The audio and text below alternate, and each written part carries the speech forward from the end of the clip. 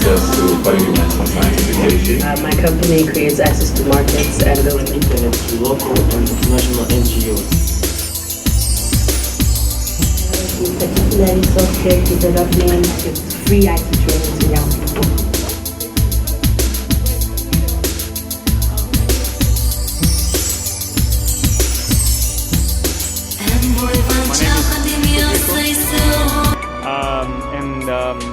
I started. As I was telling you, I was, always dreamt of being someone relevant in the corporate environment. And the last 2 years of my career, I spent as a country manager for LG Electronics, only to find out that Mozambique, my country, is insignificant in a global scale when it comes to consumer electronics. Right? It's a very small market, and our GDP per capita is $1,000.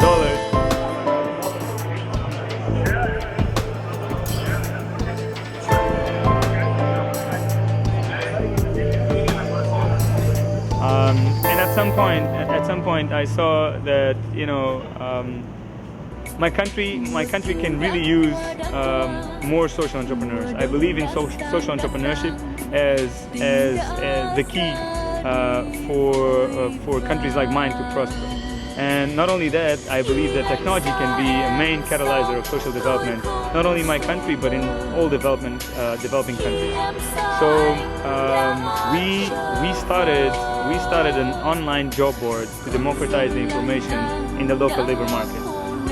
At that time, the newspaper was the media chosen to advertise job opportunities, and the main newspaper in my country has 10 to 15,000 copies, while we are 25 million.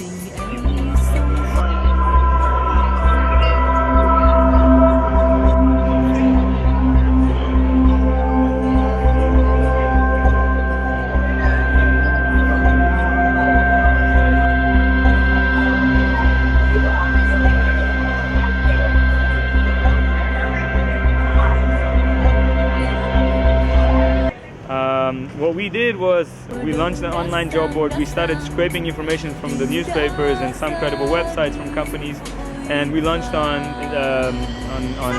May the 1st, International Labor Day, and we had 168 visits. And you can imagine, we were completely excited about it, and that validated our concept. By the end of the year, we were having 4,000 to 6,000 hits on the website, and we created a business model to make it sustainable, which we call the Robin Hood business model. So it's not that we steal from the rich to give to the poor, of course. We basically charge large companies such as multinationals and NGOs so that we can enable a free service to small enterprises, to candidates, and to academic institutions, therefore creating a really sustainable ecosystem in the labor market.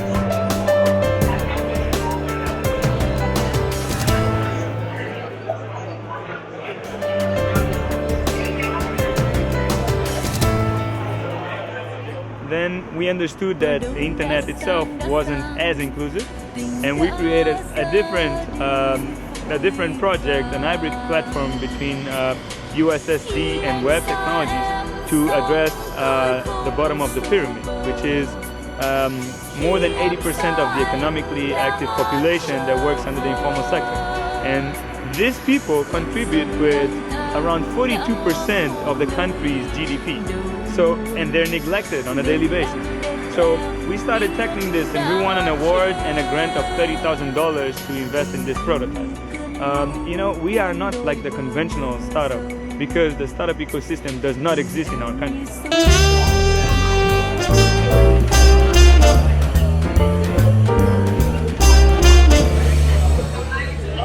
Our passion for what we do and the drive to tackle so many social issues has made us as kind of like mold our approach. And what we do in a nutshell is that we identify social issues, we tie them with business opportunities, and we create financially sustainable ecosystems, right? In this sense, we're tackling three verticals. We're tackling employment, and I've spoke about the two projects at both formal and informal sectors. We're tackling education with a partnership with Microsoft, where we have a platform with e-learning, with entrepreneurial modules and career planning modules as well.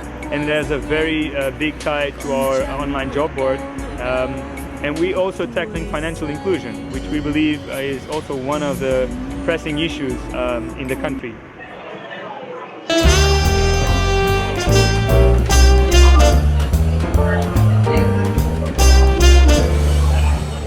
What they support to do?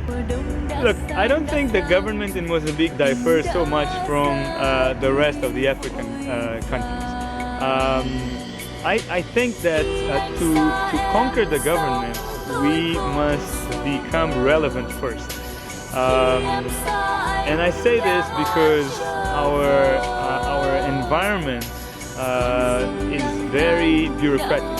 To have the so-called PPPs, public-private partnerships, is not the easiest thing. You really need to become relevant first before you even think of approaching the government at this level. This is my view on it.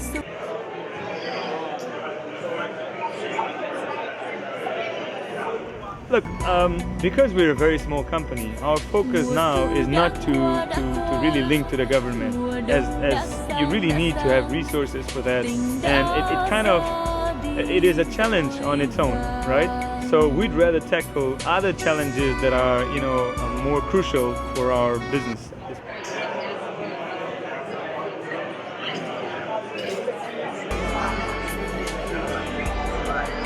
How you are get selected?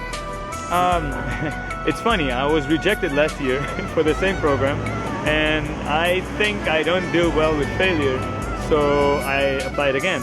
And I think it's part of this entrepreneurial mindset where you need to be persistent, and if you see an opportunity, you can't rest until you get it.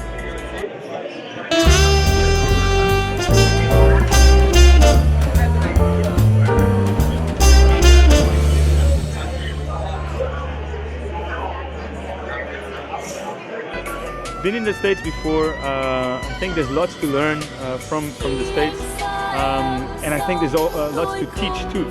I think the American people need to learn about the African context and the potential that there is in Africa, so that you kind of like bridge this gap, and you start getting more and more impact investors, directing the resources at Africa and venture capitalists and whatnot.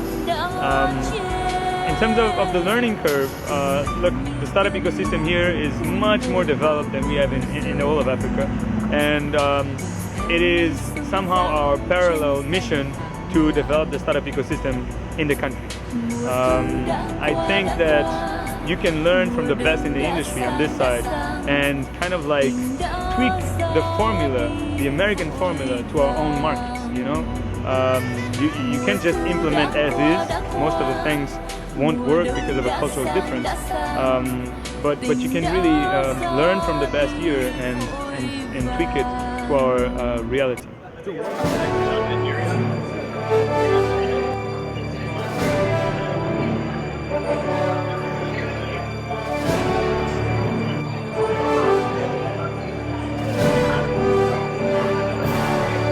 At a personal level, I want to improve my leadership skills. I want to bring practical organizational tools that I can implement in my business, and I want to increase my network. But of course, there's a parallel agenda where I want to interact with more and more impact investors, really find opportunities from this side to accelerate growth in my business and expand. And you can see this in both ways. Of course,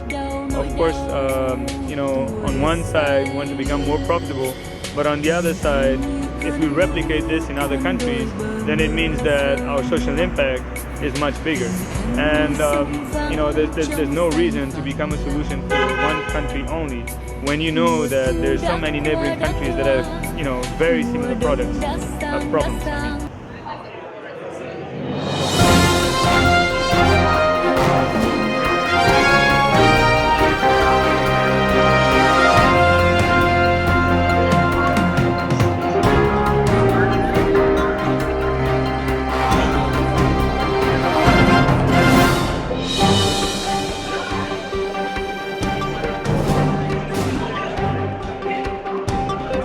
I think foreign aid has its flaws, and I think this is the best form of foreign aid. Educating people and empowering people so that we can take our country's growth into our own hands. I think this is what I would add.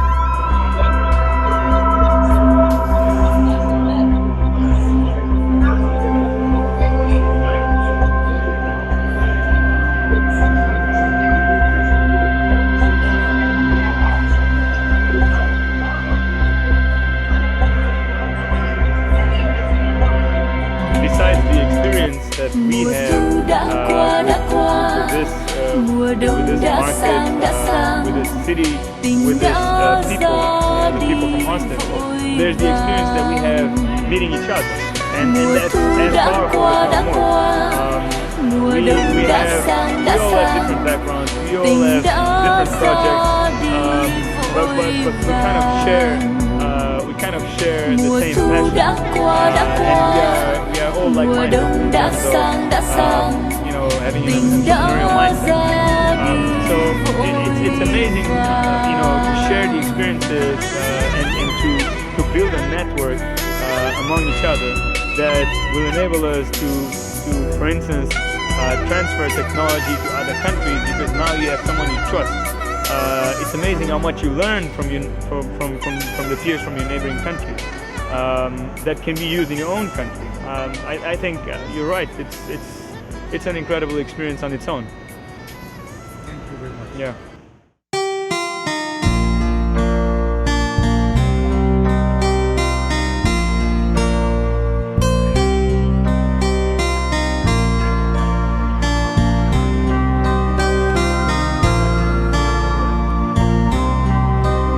Access to quality maths and science education. My company creates access to markets and building To local and international NGOs. Anh tự hỏi lòng mình có nhớ mắt em ngoan, nhớ nụ cười hiền. Đường tuy xa sao thấy cứ